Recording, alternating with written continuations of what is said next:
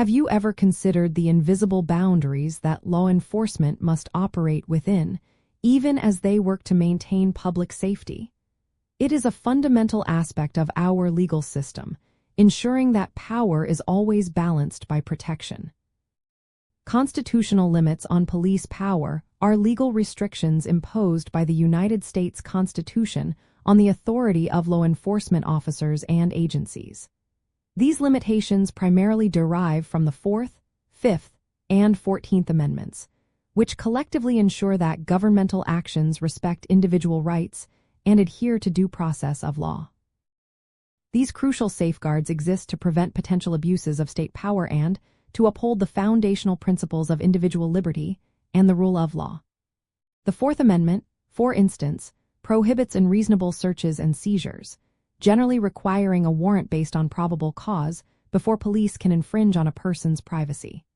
The Fifth Amendment establishes due process rights, protecting individuals from self-incrimination and ensuring fair legal proceedings.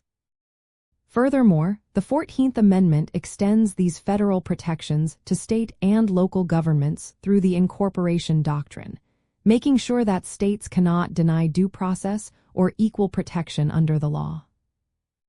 Understanding how these limits function in practice involves recognizing key legal concepts like probable cause, which is a reasonable belief that a crime has been or is being committed, and reasonable suspicion, a lower standard allowing for brief stops and frisks under certain circumstances.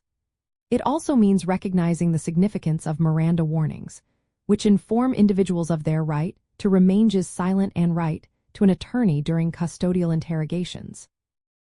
These procedural requirements ensure that police actions are not arbitrary but are instead tethered to specific legal standards.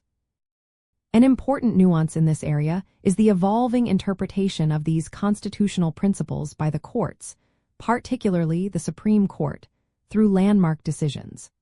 These rulings continually refine the balance between effective law enforcement and individual freedoms, sometimes allowing for exceptions to general rules, such as searches conducted under exigent circumstances or plain view.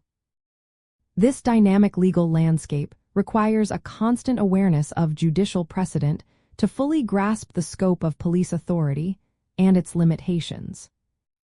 Ultimately, these constitutional limits serve as a critical check on governmental power, ensuring that while police can enforce laws, they must do so within a framework that respects and protects the fundamental rights of every individual.